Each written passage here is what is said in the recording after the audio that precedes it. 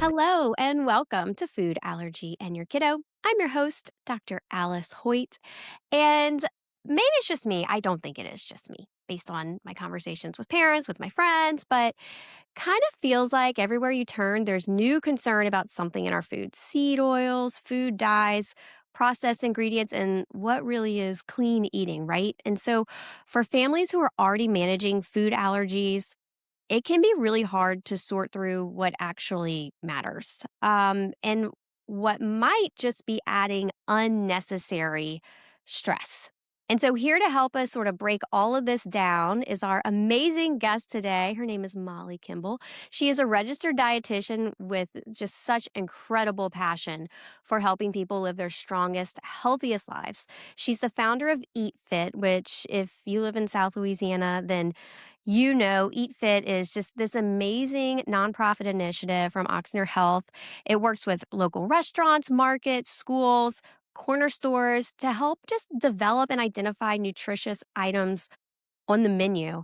And when I first met Molly, my team and I really kind of like asked, how deep do y'all go on kind of like vetting? And this is the real deal. So if you see the Oxner Eat Fit on a menu, you know that has really met some really good standards. So that's a little bit of a deep dive into Eat Fit, but if you're in South Louisiana or anywhere in Louisiana, because it is all across our state, and you see that, you know it's good. And you know that it's because of this lady right here, Molly. She's a lifestyle dietitian, board certified specialist in sports dietetics by the Academy of Nutrition and Dietetics. And she's worked with thousands of clients. And she also leads other dietitians in helping patients find evidence based nutritional approaches to life that work for each of those patients. So, really personalized, evidence based approaches. So, Molly, I'm super excited to have you on the show today. Thanks so much for coming on. Oh my gosh, I'm thrilled. Talking with you is, I'm so excited about your expertise and what you bring as, you have just this multidimensional level of expertise, and then also to have that nutrition expertise. So talking with you is just so much fun. So I'm so thrilled to be here on the podcast with you. It is super fun. My team and I have been very excited about about this Yes. episode. Even though, like, so on this episode, we are going to talk about kids with food allergies, but also if you're a mom, you're a dad, you're a grandparent, then you know that it can be hard for you to make healthy nutrition choices for yourself, especially when you're already having to have your child, at least one of your children, avoid a particular food group.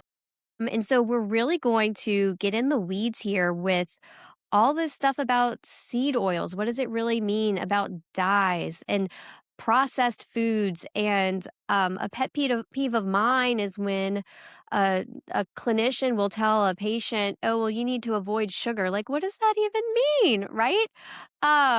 So, Molly, to take a step back, I like to ask all of our guests sort of how they got started in their field and what drives their passion. So, I'd love to ask you. I mean, you've been doing this for so long and you've helped so many patients and you've taught other dietitians and you've led the way to really implore health systems like Oxner to focus in on nutrition and healthy lifestyle. So, where did all of this come from? Yeah. So, um, thank you for all that and the kind words for sure.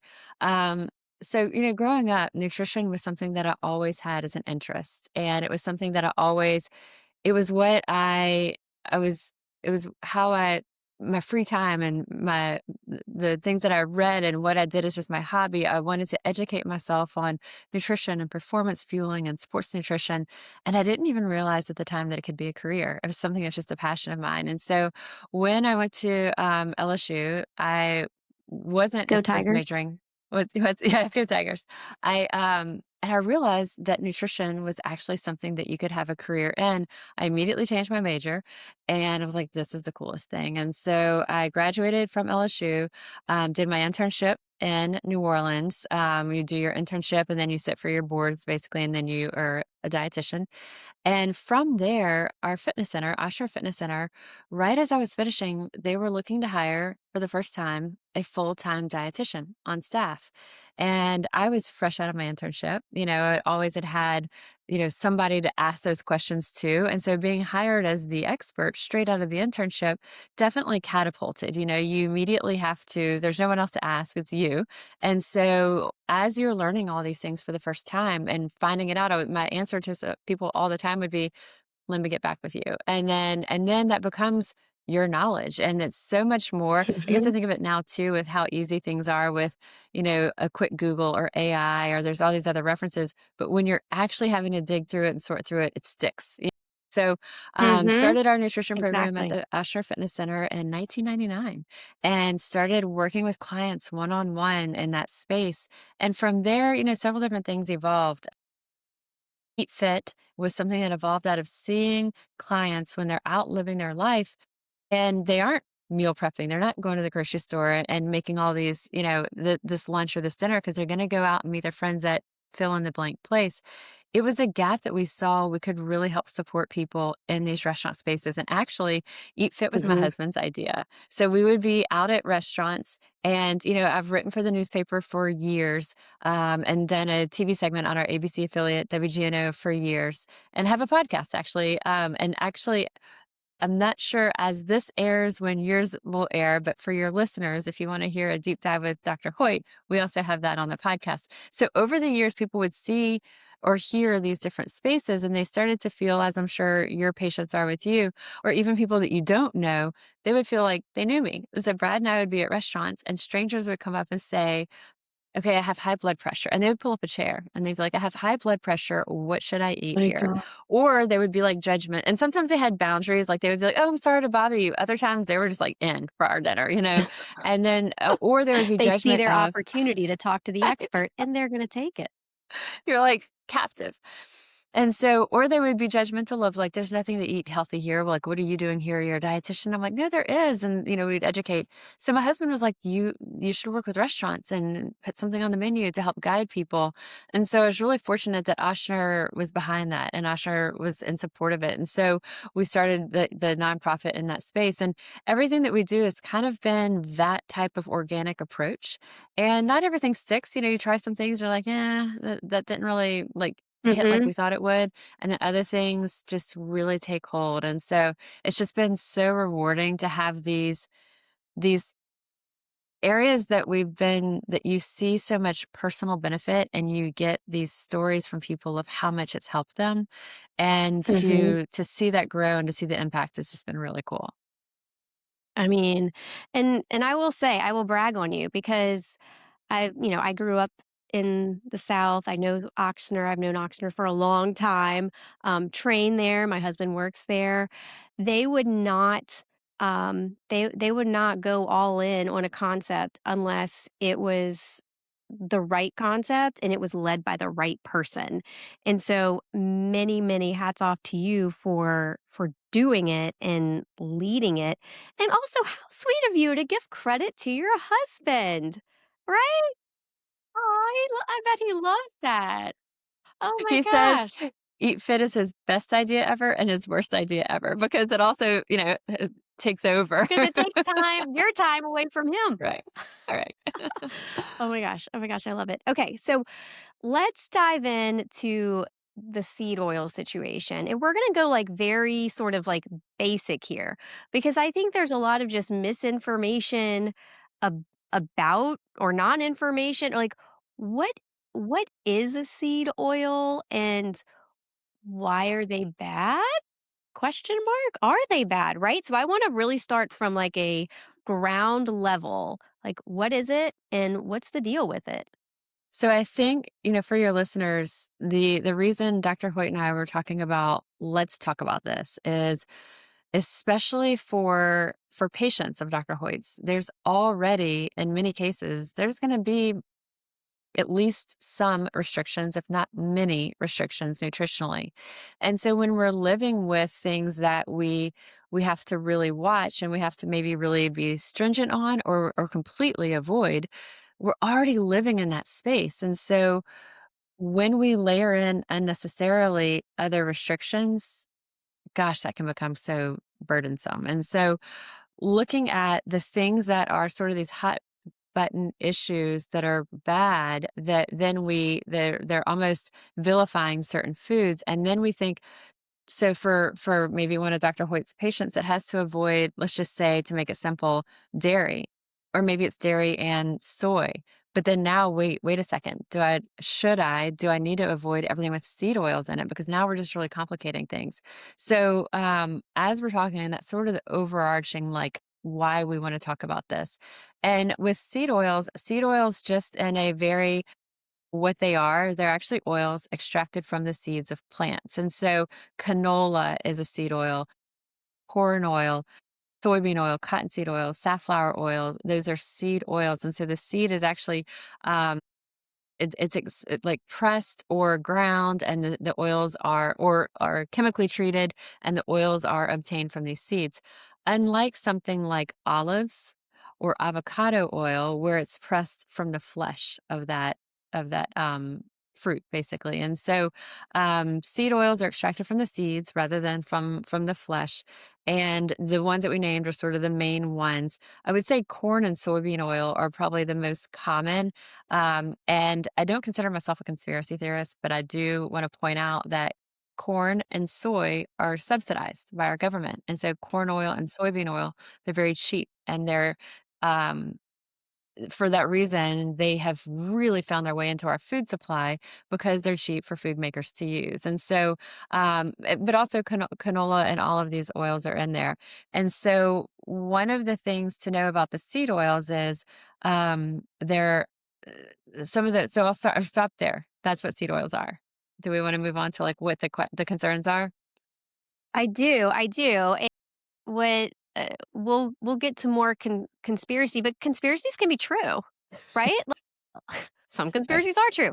And you bring up a really good point, and we'll talk a little bit later about the food guide pyramid, which is no longer like the different iterations. And Yeah. I mean, I remember back in the day it was 6 to 11 servings of Yeah. grains Yeah. per day. We Like, used to always what say else we would would I like to eat if turn I that food had guide 6 to pyramid. 11 servings of grains? Right. We're like, most people don't need that. We would say we want to turn it upside down, which is almost what the current one is. So Mhm. when we're looking at seed oils, there's several things here that aren't good. One, they're so well, I'll start by saying this. Do I think I'm going to get to the big picture here? Do I think that we all need to avoid seed oils? I don't. I think there's certain seed oils that if we were going to have them, it's not the end of the world. I think that a lot of times when we look at the foods that are high in seed oils, those foods themselves are not nutritious. So what I like to give the example of is if you have a Dorito and you take that seed oil out of the Dorito and you replace it with avocado or olive oil, you still have a Dorito. It's still not a healthy food. And so a lot of times the seed oils are in the foods themselves that are not healthy. They're not wholesome. But if you were Mhm. going to use a little drizzle of canola oil and something at home and that's what you had, it's that is not to me, um, a deal breaker. But when we look at what are some of the concerns about seed oils, um, the biggest is really the omega-6 content. And so omega-6s, are pro-inflammatory. Omega-3s, if we wanna keep it super simple, omega-3s, which are what's in fish oil, those are You're talking about fats. anti-inflammatory. Right, Good fats, bad fats, in right. between fats. Can you before we go into that, can you do just like a breakdown of the types of fats and that not all fats are created equal, right? And some are good, some are less good. Could you talk a little bit Yeah. about that and then dive into this? Yeah. So when we look at fats, especially if we look at plant based fats, with our Eat Fit nutritional criteria, for example, we don't have a limit on plant-based fats. Now we have a limit on calories, so that kind of naturally kind of keeps your fat content in check. So something's not just, over the top in that. But when we look at the types of fats, plant-based fats, um, which are often going to be monounsaturated fats, and monounsaturated fats are what you're going to get largely in something like olive oil, also avocado oil, but also things like canola oil is high, very high in monounsaturated fat. So canola oil is a seed oil, but if you look at the makeup of it, it's got that same, almost the same monounsaturated, strong monounsaturated profile that olive oil does. And then you have your polyunsaturated fats, which is your fish and things like that. And then you have your saturated, which is your butters and creams and things like that. And so when we look at fats, fats in general, we need them. We've got to have them. They're essential for hormone production. They're essential for our skin, healthy skin, hair, keeping us feeling fuller, longer. The fats are absolutely essential. And when we look at the omega 3s, there's a lot of benefits, mood benefits potentially, anti-inflammatory benefits of omega 3s. Those omega 6s for years. I mean, back when I was in school, like it was you wanted to try to keep your balance of omega 3s and 6s sort of in line, because the more those omega 6s start to creep up, the more pro-inflammatory they are. And so what's interesting is, compared to 100 And years by ago, pro-inflammatory, do you mean like cardiac, like heart attack even think situation? about, like, when we have inflammation, joint inflammation. So if you think about, like, joint pain or inflammation, you Mhm. could a lot of times I think about it from a someone may feel it that way. Pro-inflammatory, it could be something that you're feeling, but it can also be on that cellular level, that vascular level. So, yeah, when we're looking at what's inflammatory, the correlation to that is also things that are gonna raise our risk for heart disease. It's gonna raise our risk for, diabetes. It's challenging the integrity of our vessel lining. So anything that we're Mhm. looking at inflammation, it can be something that we're feeling that inflammation, and on that really, um, you're not gonna feel that inflammation inside of your vessel walls, but it's still gonna be there. And so it can affect our cells, our tissues, it can affect how we feel, throughout our body. Yeah, yeah. And Thank you. so it can affect how we feel, but it can also affect our long-term cardiovascular risk, long-term health risk. So if we look at, like, inflammation is really at the root of all of many of the woes that we feel. And so if we can dampen and control that inflammation, we're really able to help ourselves feel better, think better, live better, and feel our best. That inflammation is going to be kind of that silent thing that's in some cases we feel it, in some cases we don't, but it's what's going to increase our risk. Gotcha. Yeah, inflammation is a word that sometimes I think is kinda like a wastebasket term, like asthma. Like, asthma can be so many different have so many different characteristics, and inflammation can have so many different characteristics. I love that you're describing it and can how certain foods absolutely directly impact how we feel.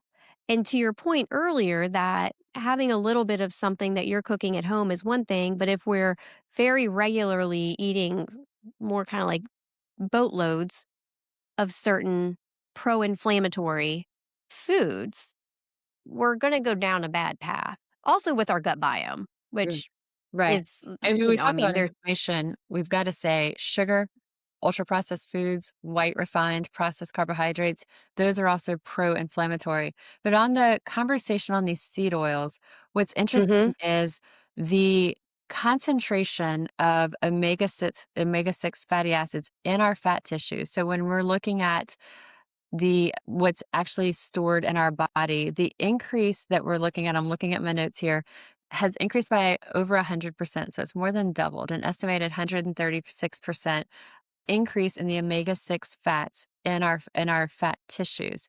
That also corresponds with an increase, about 15 times increase, that we're having of omega 6 fatty acids. And part of I interviewed a woman who's just an incredible wealth of knowledge in this space, and it was eye opening because of what. what really brought it to me was there's seed oil haters, and then there's people who say there's Mhm, nothing wrong with seed oils. And then I was getting all mhm, these press like, media pitches of people, seed oils are killing us. And I'm like, the story's gotta be somewhere in the middle here. And so finding someone who could actually speak to these things and bring this research to us, what I thought was also super interesting is that once we had the Industrial Revolution, so a little over 100 years ago, and we started to be able to produce foods in a larger scale way than we ever had before, that's when that large scale oil extraction started to be possible. So going back to that mhm, corn and soy, now we're able to produce those in high volumes, and food makers are able to get them cheaply and put them into foods. So the mhm. things like seed oils, soybean oil, corn oil really exponentially increased in our diets in the United States about 100 years ago and have only Huh? continued to increase as foods have become more and more processed. And so the fact that actually what's showing up in our tissues is even more than double of that. So that's the issue And of in your notes, when it showed, what was that comparison from? Because you said it's I'll send it to you. gone up. I'll send you it so you Okay. can have it. Yeah. Yeah. And so I'm looking at the concentration of omega sixes in our fat tissues over the past 50 years has more than doubled, about 50 years. Okay. 136% increase. And so but one thing that I want to really point out is when we look at the omega 6 concentration, like the omega 6 to omega 3s in these oils, something like sunflower oil is about 91 to 1, omega 6 to omega 3. Safflower oil is 125 to 1. That means that's the ratio of omega 6s to 3s. Canola oil, though, is only 2 to 1. So that means canola oil actually has a really low concentration of omega 6s. So to me, it's a little bit of a shame that it gets kind of lumped into those seed oils Yeah. because that omega-6 is really it's not I mean, it's not 1 to 1, but 2 to 1 is still pretty low, whereas corn oil is 50 to 1. So when we Mhm. look at putting corn oil and canola oil in that same bucket, to me, there's that kind of teasing it out. The last thing I wanna say about canola oil, and I'm not a canola oil advocate by any means, but it is a neutral oil that you can use at high temps, and so when someone is cooking at high temps at home, if they were going to use oil and we would say, "Well, use, you can't bring something like olive oil that high. You could bring avocado oil, but it's gonna have maybe a little bit more of a stronger flavor. Canola oil is super neutral. So if you're cooking at a high temp, you need a oil that's not gonna reach that smoke point. And so canola oil is one that you can cook at a high temp and it is safe. It's gonna be neutral. So I would say if someone's using that at home and you're gonna use canola oil, that can be a good option. The last thing on the seed oils is that part of the issue is when they're heated and reheated multiple times. That's when the Oh. carcinogenic compounds are formed. And so in restaurants, when they're using these seed oils or food makers, if they're firing up that kettle of that seed oil, let's say it's corn oil, they're probably not going to fry those chips in a huge hundreds of gallons of corn oil one time and then Right. discard all that corn oil and start over again. They're bringing it down and then heating it back up and heating it back up, heating it back up. Same with the restaurants. And so that's part of the thing. So going back to that, if you're using that canola oil one time at home for high temp cooking, it's not the end of the world. But when you What's an can example use of a olive high oil, temp cooking? what's that? What's an example of a high temp cooking? Like, what's an So example of like if when we're gonna saute something like pan sear, you're gonna bring that like even frying, like if you're gonna like so drop something in oil and frying something without batter actually doesn't really change the calorie composition. So if you're doing something like when we look at Popeye's naked tenders, like the naked blackened tenders, they're not battered and fried. The nutritionals on them is the same as grilled skinless chicken breast. And so, if are you they were put in gonna the like fryer?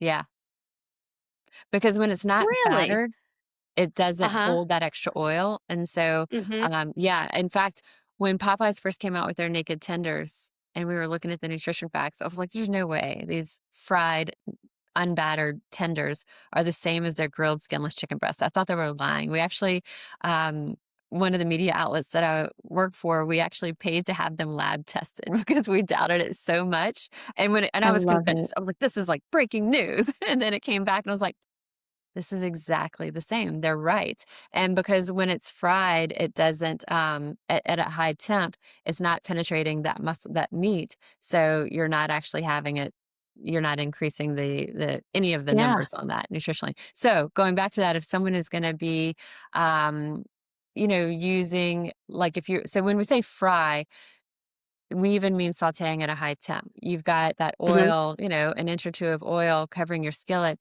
and you're putting that fish in there, you're putting the shrimp in there, whatever it is. When you've got it going to that high temp, more than just a drizzle or more than just cooking on low, that you've got something sautéing lightly in some olive oil, once you start to take it to that next, higher temp of that medium to high and especially high heat, we need to use an oil that can withstand it. Again, otherwise, your very healthy oil starts to form those bad compounds as well.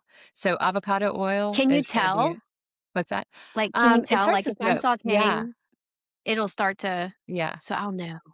yeah, it'll Okay. start to smoke, and once it's starting to smoke, that's we call that the smoke point, and that's when those compounds start to form. So, yeah, And using it's something like gotta go. avocado You don't wanna eat that. It's like when I brown the butter. Mm, it goes.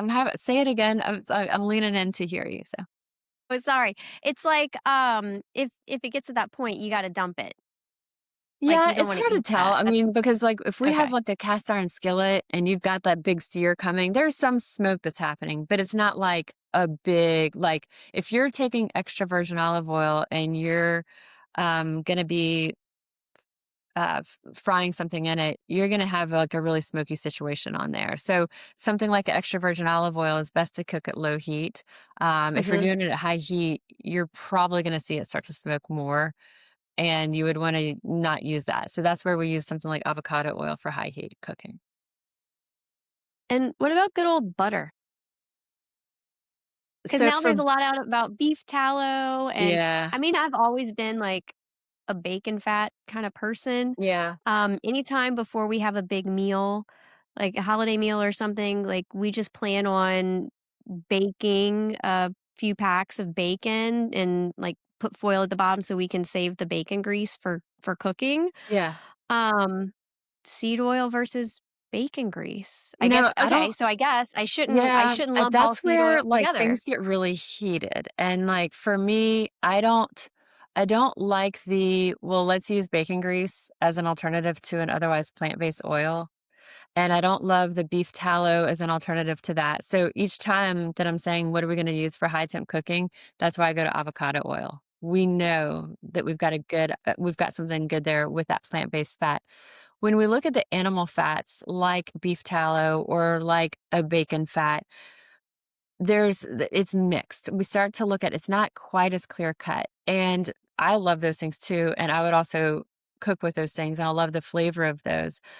When we look though at like over and over and over and studies, so many of the studies that we look at that are looking at the risk of, let's just say like cardiovascular disease and types of fats, they're murky because they're not Mhm, a controlled study with someone in a lab that the only variable is, are they getting avocado oil or bacon grease or beef tallow or mhm, butter or olive oil?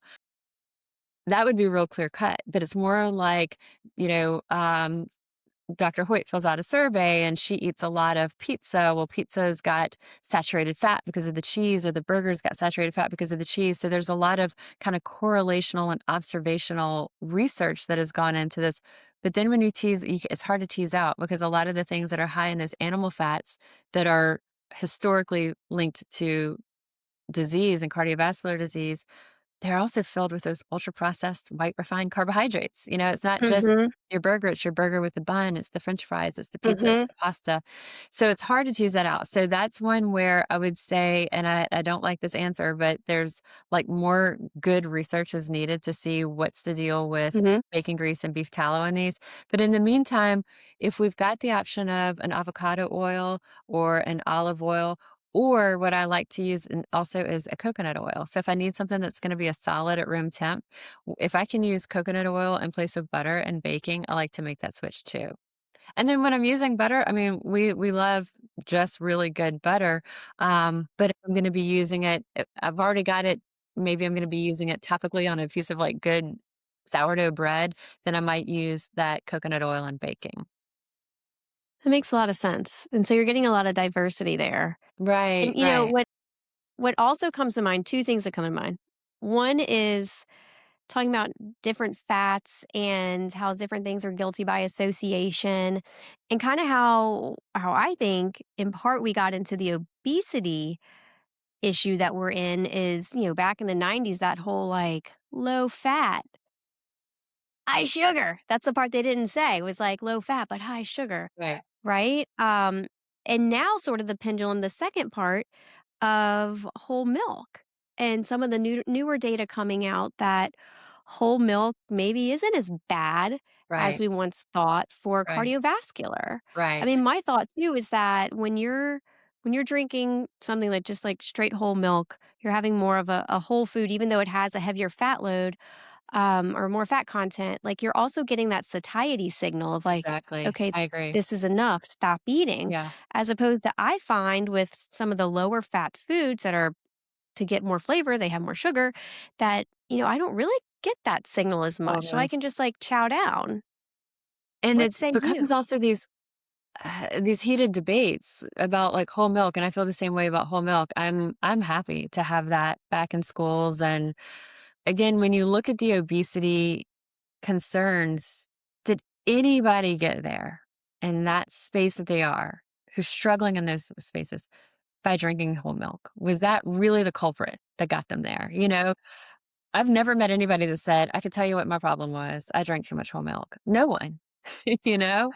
I mean, it's the packaged foods, the ultra processed foods, the chips, the cookies, the sweets, the access to those foods.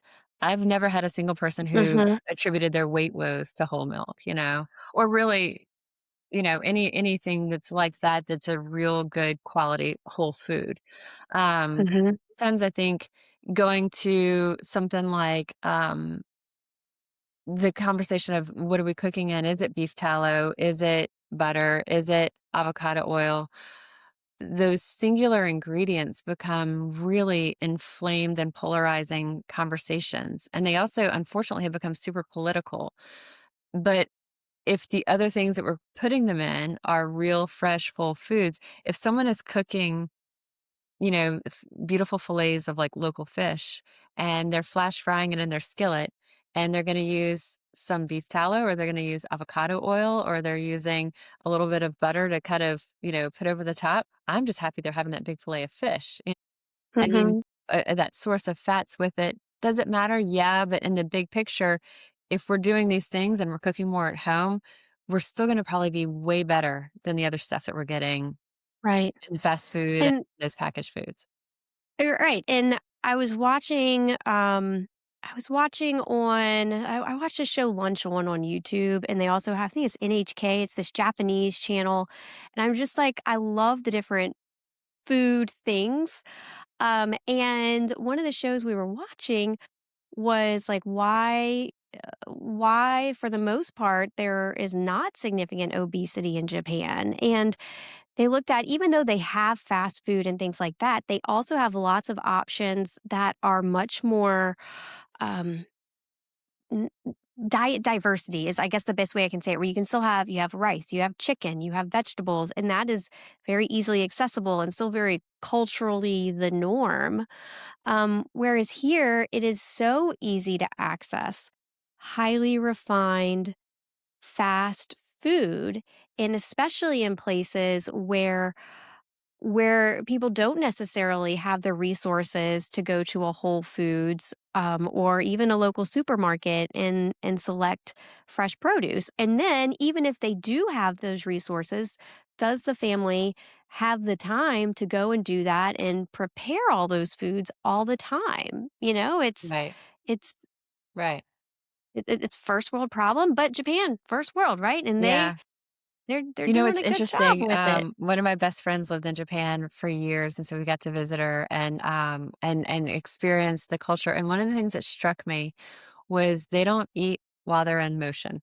So Yeah. there's no eating while they're in a car or eating Yeah. while they're walking or mindless. Everything, if they're eating, they would be, even if it was at like a window that they were getting something made here, there was tables and they would stand up and they would stop and stand and eat whatever it was they were having, and then be on their way.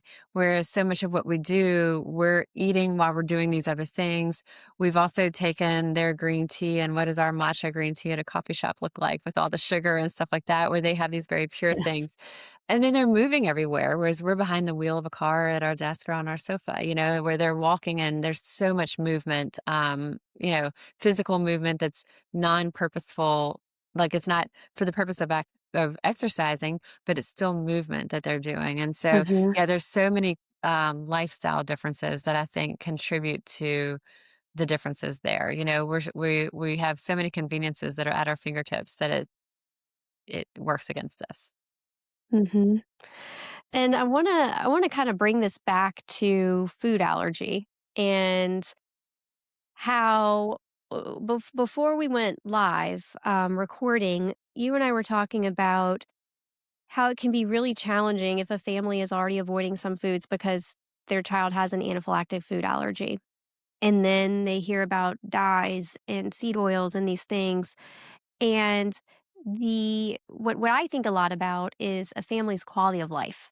And I'm always thinking I'm trying to keep a child safe, but I'm also trying to have that child and that entire family have the best possible quality of life. And when we start avoiding multiple foods, multiple food groups, that can be incredibly Yeah. challenging. So I want to talk about dyes in a minute. Actually, let's talk about dyes now. And then I want to come back to this the quality of life of what you see in your practice when people overly restrict for themselves, for their kids, but I wanna tackle the dyes. How did all these dyes get into our our supply chain to start with? I mean, from what I've read, it's a lot of, um, grass generally recognized as safe, where foods just get sort of labeled as this, whereas a grass recognition was really initially, developed for things like eggs, so that things like Yeah. eggs that are, like, basic staple foods and have been for centuries It's a good question wouldn't of have to how did they get here in the first place? Like how I don't like, why are know. they in our supplies? Yeah. Why are they in our food supply? Yeah, and I don't know how did they become so ubiquitous? What I will say is they serve no purpose nutritionally, 0 purpose. They are purely for visual effect, marketing, and making that food look, exciting or appealing to someone. If you look at, cereal makers and you look at cereals that are Mhm. made for the United States and cereals that are made for other countries, that same cereal is a more muted colors when it's for the other countries than to the United States, where it's these bright, vivid colors.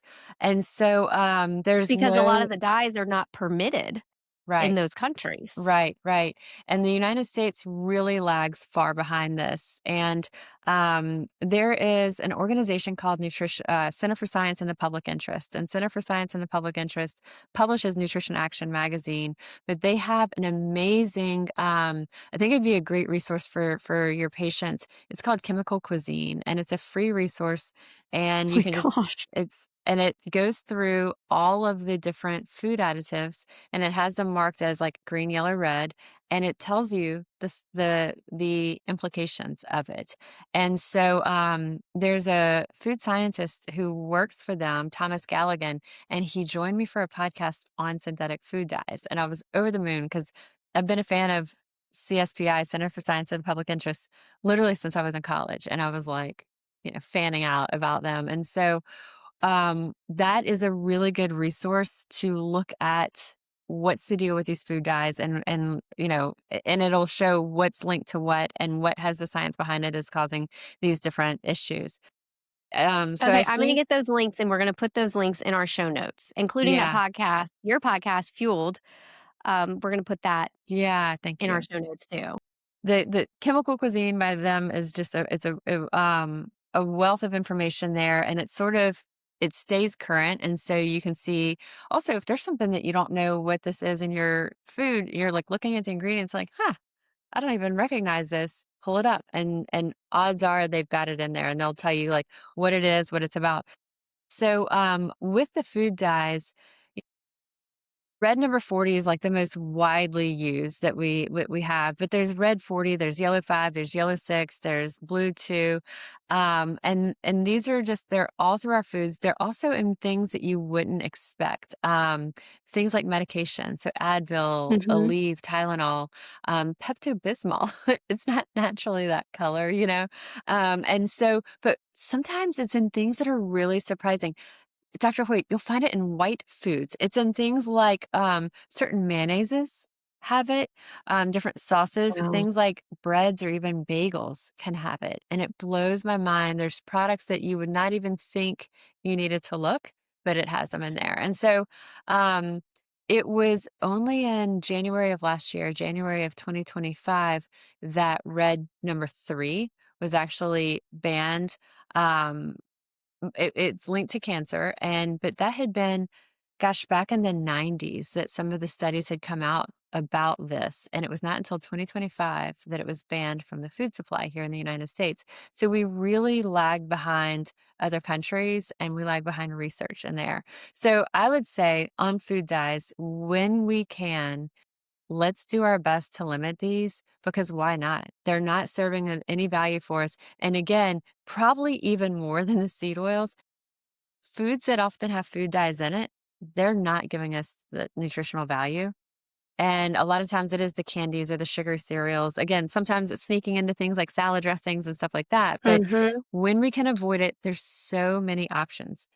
We used to not have a lot of options. You know, if you were wanting to avoid synthetic food dyes, you know, you would have to like make your own from like beet extract or Mhm. spirulina or red cabbage would make a blue, you know? And so we were having to be real creative when we wanted to dye Easter eggs naturally or something. But now there's all these different brands that make just like you would have your normal food dyes that when you're making your icing, you're going to use a few drops of that dye. Mhm. Watkins is my favorite brand, but there's all these different brands that make it that are natural fruits and vegetable extracts in there. And so when you're making something at home, you can buy these natural dyes, keep it on hand. You just need a little bit. Mhm. And so when you're making it, use those. And now even if you're buying something that is still that treat, candy or stuff like that, there's other brands now that even stores like Walmart to Whole Foods to Trader Joe's offer options there.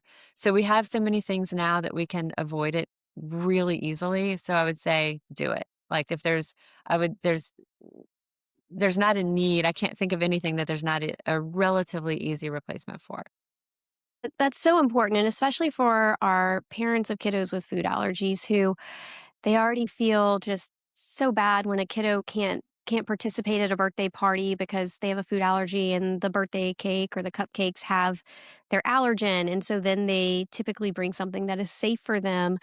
But so many times, some of these safe foods can have these additives or just the extra junk, and so many families will try to, like, make something themselves, and so it is really nice that they have more and more Yeah. access to things that are not actively potentially bad.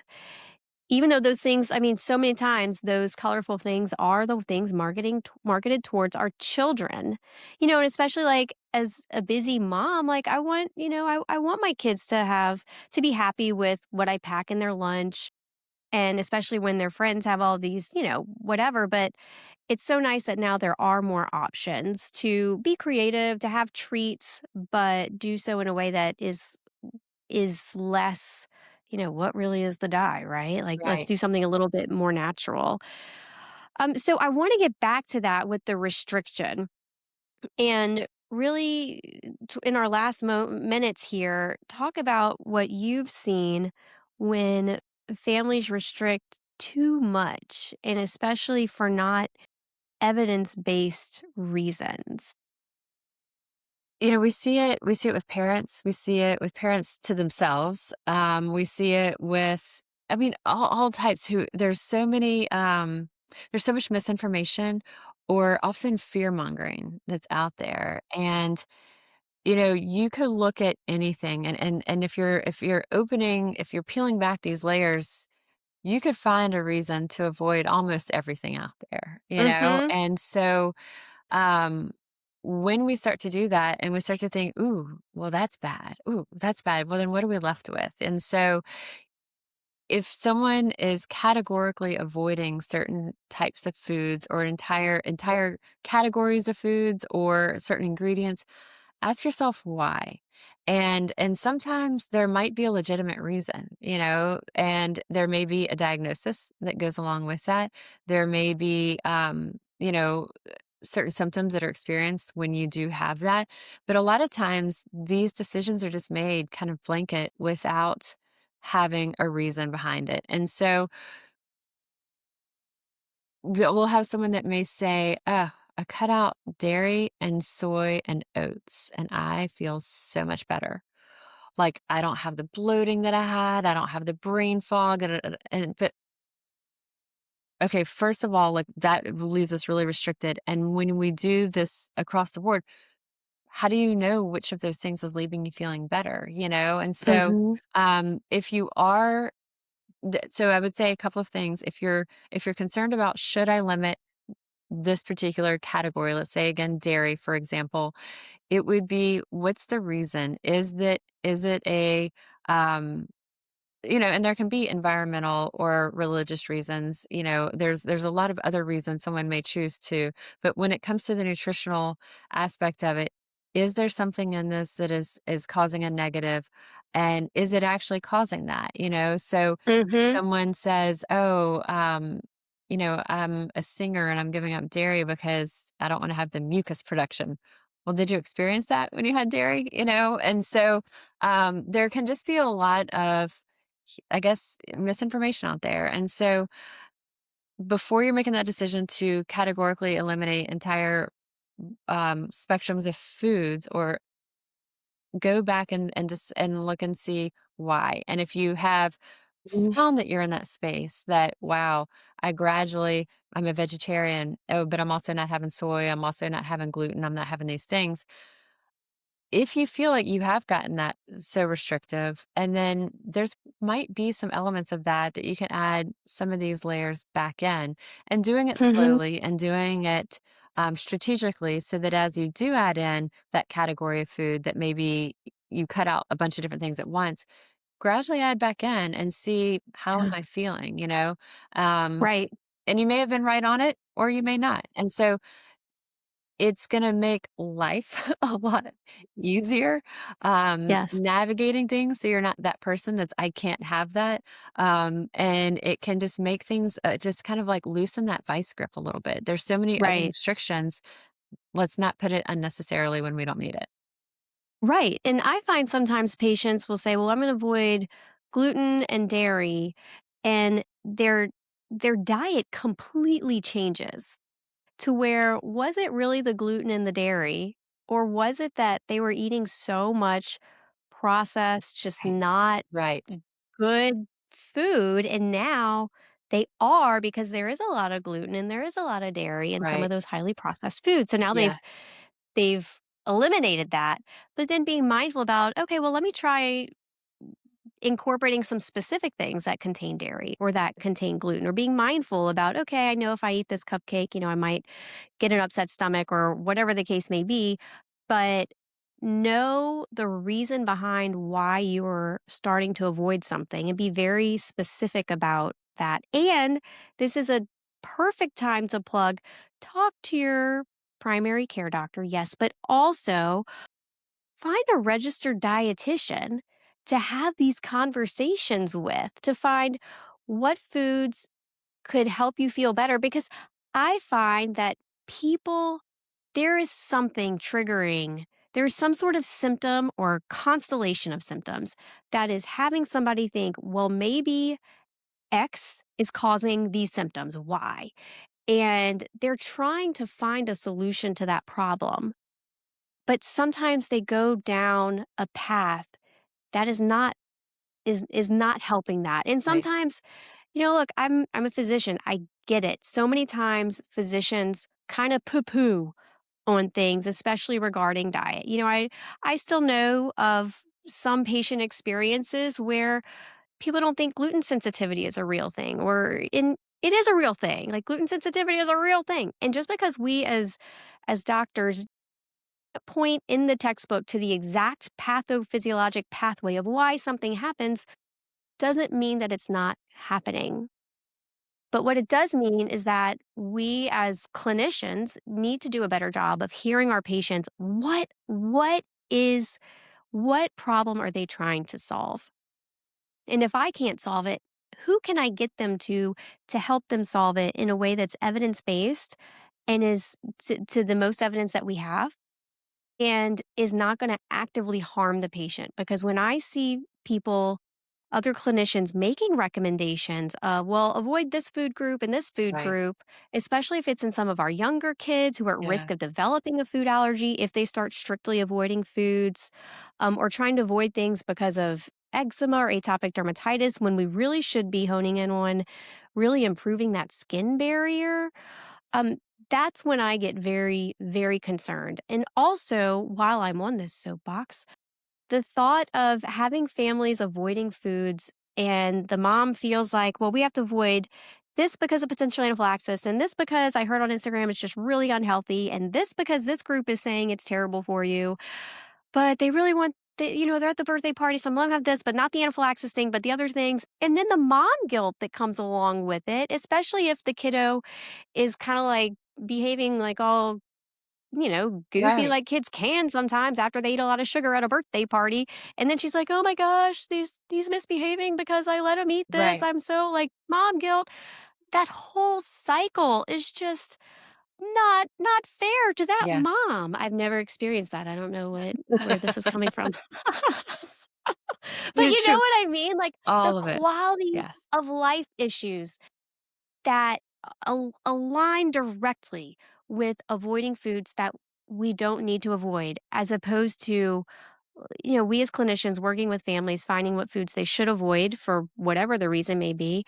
And really, I mean, I think dietitians, I mean, I love, as you know, as I've told you, I love good registered dietitians because having gone to LSU and done that Yeah. nutrition program, I did the pre-med version, but I was in those classes with those dietitian girls. There was one dude in the class, he was awesome too. It's always But one I guy. mean, like he was very cool, but like these ladies were like, and the dude, they dot their I's, they cross their T's, just like you.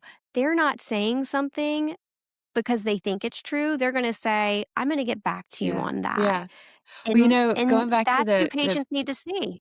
yes, yes, and going back to when we have so many restrictions, I think important for parents to kind of reframe, and whether it's dealing with their kids or dealing with themselves, the reframing it from the what I can't have to reframing it for the positive what we can have. And so something like the natural food colors becomes a way that we're putting that we can have these, not that we can't have the other. Mhm, And so any of the things that we talk about, I think as long as we're putting the what we can have, I would implore anyone to remove the phrase I can't have from your language, because just finding another way to phrase it, because that makes mhm. us feel denied, deprived when we can't have.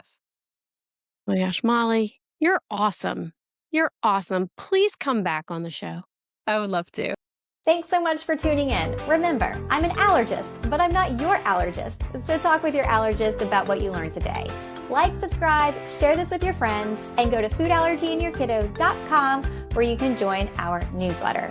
God bless you, and God bless your family.